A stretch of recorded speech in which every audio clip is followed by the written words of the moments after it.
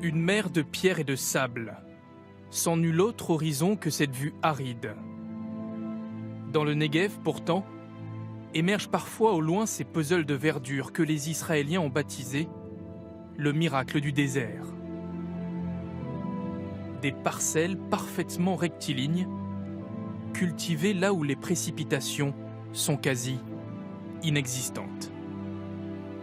Bonjour à tous, j'espère que vous allez bien, moi ça va très bien. Aujourd'hui on va se retrouver donc sur une vidéo vraiment exceptionnelle où nous allons parler tout simplement des prophéties de ce que Dieu a annoncé concernant les déserts d'Israël, concernant la terre promise, des promesses qui ont été faites il y a plus de 2500 ans en arrière et qui se réalisent à l'heure d'aujourd'hui, sous nos yeux, de façon vraiment incroyable, avec des déserts donc qui refleurissent comme le Seigneur l'avait annoncé, alors qu'ils sont restés désertiques et poussiéreux durant plus de 2000 ans. Alors, nous allons voir déjà dans un premier temps, donc un premier chapitre où vous allez tout simplement pouvoir voir que à l'époque, déjà dans la parole de Dieu, les déserts n'existaient pas. Le pays, donc tout simplement, qui entourait Israël à l'heure d'aujourd'hui, était un pays où il y avait beaucoup de végétation, où on pouvait donc facilement faire de l'agriculture. On le voit donc dans le Deutéronome, donc du chapitre 11, versets 10 à 12 et du verset 14 à 15. Dieu t'avait dit donc, le pays dont tu vas entrer en possession n'est pas comme le pays d'Égypte. Donc on voit tout de suite la différence avec le désert de l'Égypte, d'où vous êtes sortis, où tu jetais dans les champs ta semence et les arroser avec ton pied comme un jardin potager. Le pays que vous allez posséder est un pays de montagnes et de vallées et qui boit les eaux de la pluie du ciel. C'est un pays dont l'Éternel ton Dieu prend soin et sur lequel l'Éternel ton Dieu a continuellement les yeux du commencement à la fin de l'année. Je donnerai à votre pays la pluie en son temps, la pluie de la première et de l'arrière-saison. Et tu recueilleras ton blé, ton mou et ton huile. Je mettrai aussi dans tes champs de l'herbe pour ton bétail et tu mangeras et te rassasieras. On voit bien que c'était donc des terres qui étaient vraiment très fertiles. Il y avait vraiment toutes sortes d'agriculture qui étaient faites et Dieu commençait, on voit notamment donc avec les prémices, Dieu commençait à guider les Hébreux à faire de l'agriculture, à les apprendre tout simplement, comme un père apprend à leurs enfants, à tout simplement récolter le fruit de la terre. Parce qu'en Égypte, c'était des tailleurs de pierre et ils n'avaient aucune expérience dans l'agriculture. Mais alors après, vous allez me dire, mais qu'est-ce qui s'est passé pour que Israël et tous ses environs deviennent des plaines désertiques? Eh bien, on va le voir tout simplement dans un autre verset. Alors notamment donc dans le livre d'Ézéchiel, le grand prophète, où Dieu tout simplement a appelé Ézéchiel à regarder, donc là on parle bien sûr plusieurs centaines d'années après, où Dieu a regardé, a demandé à Ézéchiel de regarder ce que le peuple hébreu faisait, parce que Dieu avait déjà donné les commandements, avait déjà suivi le peuple hébreu, mais le peuple hébreu était tellement rebelle, tellement dans le péché, tellement dans l'idolâtrie, il vénérait des autres divinités, il se comportait tout le temps très mal et recommençait de façon incessante. Donc Dieu en a eu marre, Dieu les a punis, Dieu les a chassés, et vous allez voir que c'est vraiment incroyable. Alors qu'est-ce qu'il a fait dans un premier temps? Il a tout simplement annoncé donc à Ézéchiel de voir un petit peu toutes les abominations. Donc on le voit dans Ézéchiel chapitre 8 du verset 5 à 6 pour commencer. Il me dit, fils de l'homme, donc là il parle donc à Ézéchiel, lève les yeux du côté du septentrion, donc du nord.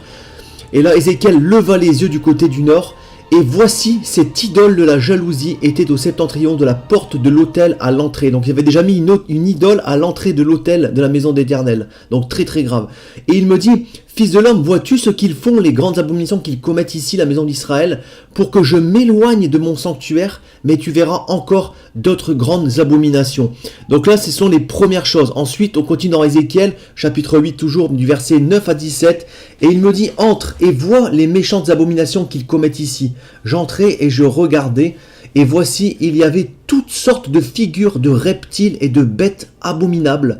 Donc vous imaginez, toutes sortes de vénérations de serpents, vénérations de je sais pas, de lions, de taureaux. Vous voyez, toutes les choses qu'il y avait donc déjà dans l'ancien temps étaient venues dans la maison d'Israël et Dieu a vraiment ça en abomination. Et il était vraiment triste en même temps de voir un comportement aussi récidiviste dans l'idolâtrie et aussi entêté. Alors que Dieu les avait sortis d'Égypte, leur avait donné la terre promise, leur avait donné de la végétation, des cultures Enfin, c'était vraiment quelque chose qui va vraiment le peiner, avant même de le mettre en colère, bien sûr, ou après, vous allez voir, puni le peuple hébreu par rapport à toutes ces désobéissances répétées. Donc, et toutes les idoles de la maison d'Israël peintes sur les murailles tout autour, donc ils avaient peint toutes sortes d'idoles, hein, où ils s'agenouillaient, où ils priaient devant ces dieux, ces faux dieux, alors que le Seigneur était dans les cieux. 70 hommes des anciens de la maison d'Israël, donc ceux qui dirigeaient les anciens de la maison d'Israël, hein, au milieu desquels était Jazanias, fils de Scaphan, se tenaient devant ces idoles, chacun l'encensoir à la main, et il s'élevait une épaisse fumée d'encens. Et il me dit, fils de l'homme, vois-tu ce que font dans les ténèbres les anciens de la maison d'Israël, chacun dans sa chambre, pleine de figures, car ils disent, l'Éternel ne nous voit pas, l'Éternel a abandonné le pays. Et il me dit, tu verras encore d'autres grandes abominations qu'ils commettent. Et il me conduisit à l'entrée de la porte de la maison d'Israël, du côté de septentrion, et voici, il y avait des femmes assises qui pleuraient Tammuz. Qui était Tammuz, mes frères et sœurs? Rendez-vous bien compte que Tammuz n'est rien d'autre qu'une fausse divinité que Satan a créée. Ce n'est rien d'autre tout simplement qu'un démon. On le voit même dans les choses de nos jours, hein, que Tammuz est assimilé à un démon. Donc toutes les idoles que nous prions, qui sont autres que le Seigneur, notre Dieu, le Créateur, le Dieu unique, ce sont des idoles créées par Satan pour égarer l'homme dans un péché très grave qui s'appelle l'idolâtrie et qui condamne l'homme à la perdition éternelle. Et aussi à ce que Dieu tourne, à l'époque, quand Dieu suivait le peuple, tourne son visage de ces gens qui faisaient n'importe quoi.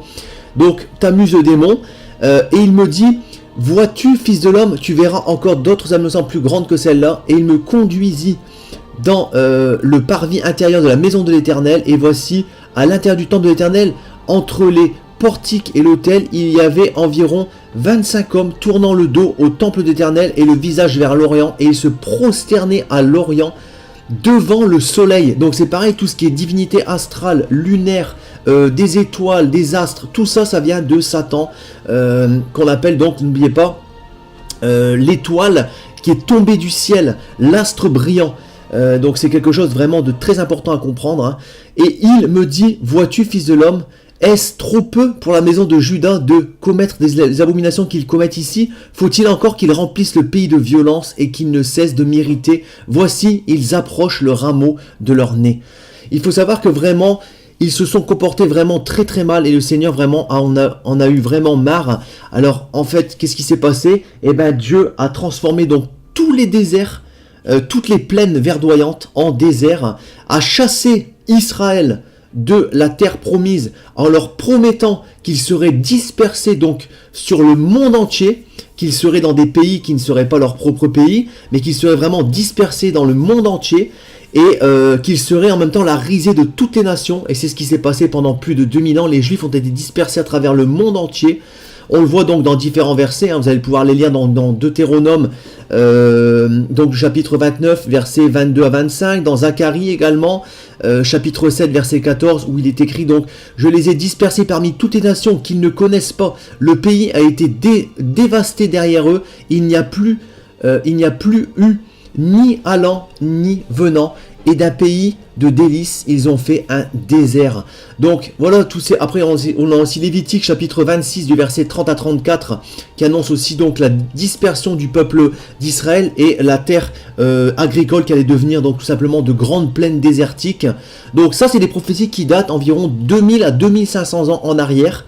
Donc ces prophéties-là ont été jusqu'à environ les années 1950-1960 toujours en application. Et à partir des années 1950-1960, qu'est-ce qui s'est passé? Le Seigneur a fait également des promesses qu'à un moment donné, il redonnerait une chance à Israël en faisant verdir les déserts, en redonnant l'agriculture à Israël et dans tous les déserts aux alentours, de façon spectaculaire, de façon miraculeuse, de façon incroyable, afin que les hommes puissent voir que Dieu ne ment pas et que l'Éternel existe, que Dieu existe et qu'il est là. Ce sont des prophéties qui sont indiscutables, que les scientifiques sont vraiment étonnés de voir des choses ainsi, et il faut savoir que c'est notamment le prophète Ésaïe qui a pu donc prophétiser concernant un retour de la verdure, un retour des pousses qui allait se faire dans les déserts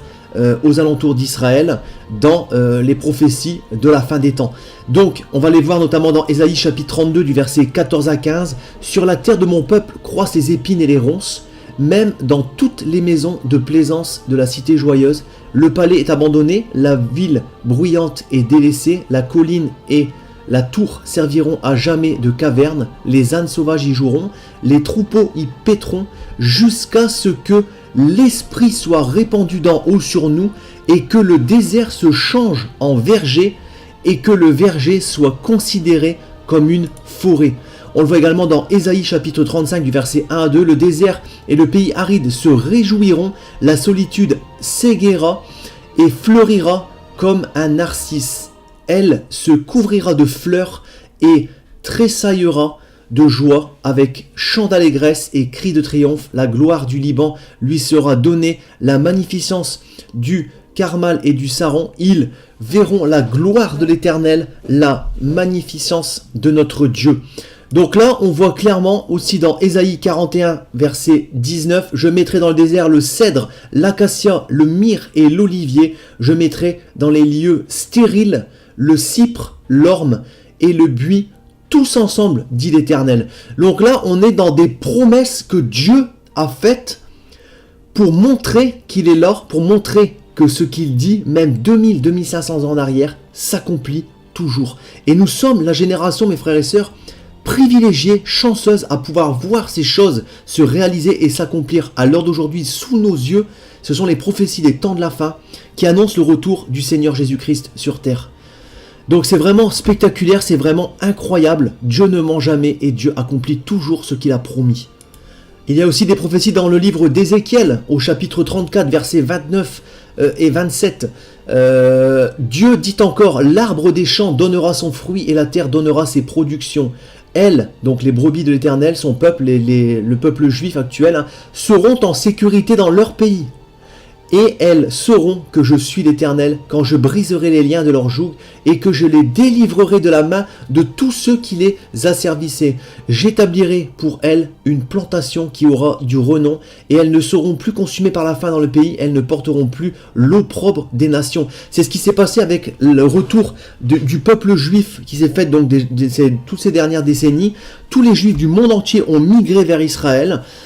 Israël est redevenu donc une terre fertile qui exporte ses fruits à travers le monde entier.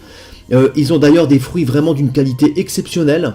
Pourtant c'est un milieu qui est aride et désertique, mais l'Éternel n'avait pas menti. Il a fait ces choses pour montrer aux gens qu'il est là, pour montrer que les prophéties s'accomplissent et que comment voulez-vous que quelque chose qui est annoncé 2500 ans en arrière se produise à l'heure où je vous parle de façon aussi spectaculaire et incroyable. Scientifiquement parlant, c'est vraiment quelque chose qui a bluffé beaucoup de monde parce que pendant une période quand même de plus de 2000 ans, c'est resté un désert, c'est resté un lieu inhabité où le peuple juif était complètement dispersé, mais sur quelques dizaines d'années, on a le peuple juif tout entier qui s'est regroupé sur Israël avec une migration vraiment très très importante de millions de juifs. Et ce qu'il faut savoir, c'est que tous les déserts aux alentours ont commencé à refleurir, à donner donc de la nourriture pour le peuple juif, comme le Seigneur l'avait annoncé. Le printemps arrive en avance dans le désert du Negev, annoncé par une couche rouge d'anémones qui s'étend sur des hectares, là où commence le sud d'Israël.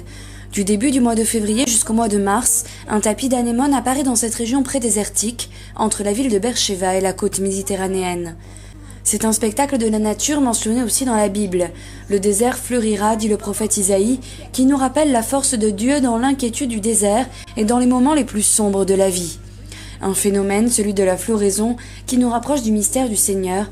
Cette zone prédésertique démontre ce qui a été dit dans la Bible.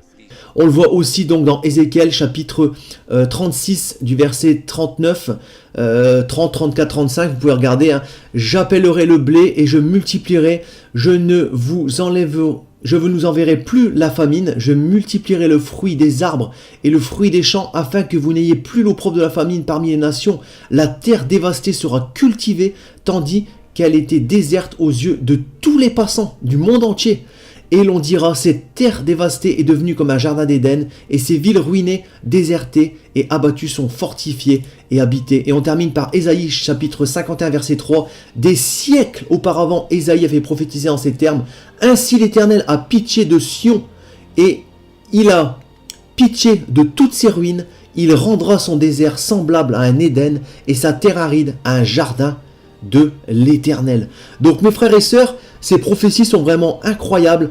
Elles prouvent une fois de plus que la Bible dit toujours la vérité, que la Bible est la parole de Dieu et que Dieu ne se contredit pas et ne ment jamais, qu'il répond toujours présent lorsqu'il fait une promesse et qu'il tient ses promesses. Nous avons ces faits qui sont sous nos yeux de façon incroyable. Même les scientifiques, comme je vous disais, sont vraiment bluffés de voir toutes ces terres qui refleurissent de façon spectaculaire, l'exportation des fruits, des dattes, des oliviers, il y a de la production de mangue, il y a des grenades, il y a vraiment toutes sortes de fruits qui poussent de façon vraiment incroyable. Nous avons donc tous ces prophéties qui ont été annoncées dans le livre d'Ésaïe, dans le livre d'Ézéchiel et aussi dans le Deutéronome, des prophéties voilà, qui avaient été annoncées donc, comme je disais, il y a à peu près 2500 ans et qui se sont accomplies pendant cette période prophétique de la fin des temps de façon vraiment incroyable. Donc là, on ne peut plus douter, je parle voilà pour les personnes qui sont athées, pour les gens qui n'ont pas de Dieu, qui n'ont pas de foi, on voit bien l'accomplissement des prophéties et croyez-moi, il y en a des centaines qui s'accomplissent comme ça. Il faudrait qu'on fasse voilà, plusieurs vidéos, j'essaierai de vous proposer des vidéos sur les prophéties bibliques qui s'accomplissent de façon régulière pour montrer aussi la véracité de la parole de Dieu parce que le Seigneur aime aussi qu'on puisse montrer sa gloire, parce que c'est la gloire de Dieu qui se reflète et qui se réalise actuellement sous nos yeux. Le Seigneur vraiment est un Dieu d'amour, un Dieu qui tient ses promesses, qui nous aime et qui, malgré quelquefois, rentre dans des colères à cause de notre insistance dans le péché, est toujours un Dieu qui revient, qui pardonne, qui nous aime. Et là, on le voit vraiment de façon incroyable avec cette prophétie concernant donc les Hébreux, le peuple juif, le peuple d'Israël. Voilà mes frères et sœurs, si vous avez des questions, n'hésitez pas dans la barre des commentaires, soyez abondamment bénis, et moi je vous dis à très bientôt pour une prochaine vidéo. Je vous aime. Ici, on apprend à utiliser ses mains pour travailler la terre.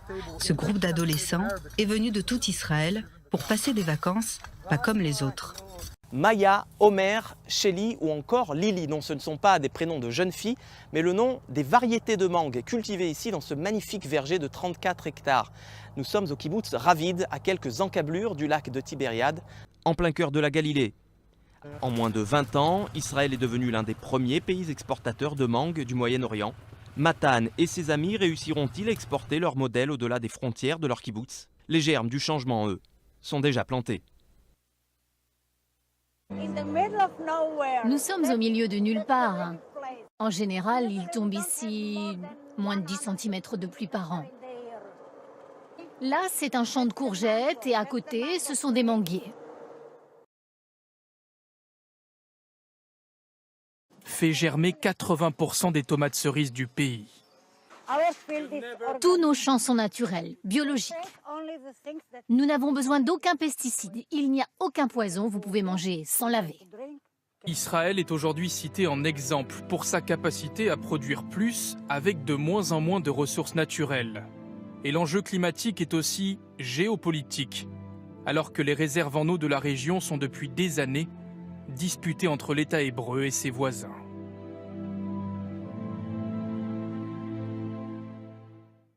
Tout pouvoir m'a été donné dans le ciel et sur la terre. Il y a plusieurs demeures dans la maison de mon Père. Si cela n'était pas, je vous l'aurais dit. Je vais vous préparer une place. Et lorsque je m'en serai allé et que je vous aurai préparé une place, je reviendrai et je vous prendrai avec moi, afin que là où je suis, vous y soyez aussi. Vous savez où je vais et vous en savez le chemin. Je suis le chemin, la vérité et la vie. Nul ne vient au Père que par moi. Abraham, votre père, a tressailli de joie de ce qu'il verrait mon jour. Il l'a vu et il s'est réjoui. Si vous me connaissiez, vous connaîtriez aussi mon Père. Et dès maintenant vous le connaissez et vous l'avez vu. Et je vous le dis, avant qu'Abraham fût, je suis. Seigneur, montre-nous le Père et cela nous suffit. Jésus lui dit, il y a si longtemps que je suis avec vous. Et tu ne m'as pas connu, Philippe. Celui qui m'a vu a vu le Père. Comment dis-tu, montre-nous le Père? Cette bonne nouvelle du royaume sera prêchée dans le monde entier pour servir de témoignage à toutes les nations. Celui qui croira et qui sera baptisé sera sauvé, mais celui qui ne croira pas sera condamné. Je m'étonne que vous vous détourniez si promptement de celui qui vous a appelé par la grâce de Christ pour passer à un autre évangile. Aucun mensonge ne vient de la vérité. Sinon celui qui nie que Jésus est le Christ, celui-là est l'antéchrist, qui nie le Père et le Fils. Quiconque nie le Fils n'a point non plus le Père. Quand un ange du ciel annoncerait un autre évangile que celui que nous vous avons prêché, qu'il soit anathème. Moi, Jésus, j'ai envoyé mon ange pour vous attester ces choses. Je le déclare à quiconque entend les paroles de la prophétie de ce livre. Si quelqu'un y ajoute quelque chose, Dieu le frappera des fléaux décrits dans ce livre. Et si quelqu'un retranche quelque chose des paroles du livre de cette prophétie, Dieu retranchera sa part de l'arbre de la vie et de la ville sainte décrits dans ce livre. Ces paroles sont certaines et véritables. Et le Seigneur, le Dieu des esprits des prophètes, a envoyé son ange pour montrer à ses serviteurs les choses qui doivent arriver bientôt. Et voici, je viens bientôt. Heureux celui qui garde les paroles de la prophétie de ce livre.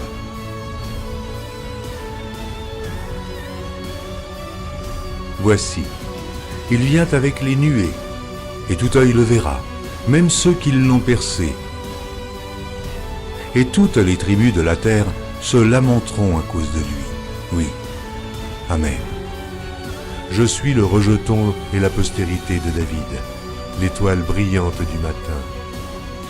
Je suis l'alpha et l'oméga, dit le Seigneur Dieu, celui qui est, qui était et qui vient, le Tout-Puissant, le premier et le dernier, le commencement et la fin. Que la grâce du Seigneur Jésus soit avec tous. Moi, Jésus, je viens bientôt. Vous êtes d'en bas, moi je suis d'en haut. C'est pourquoi je vous ai dit que vous mourrez dans vos péchés.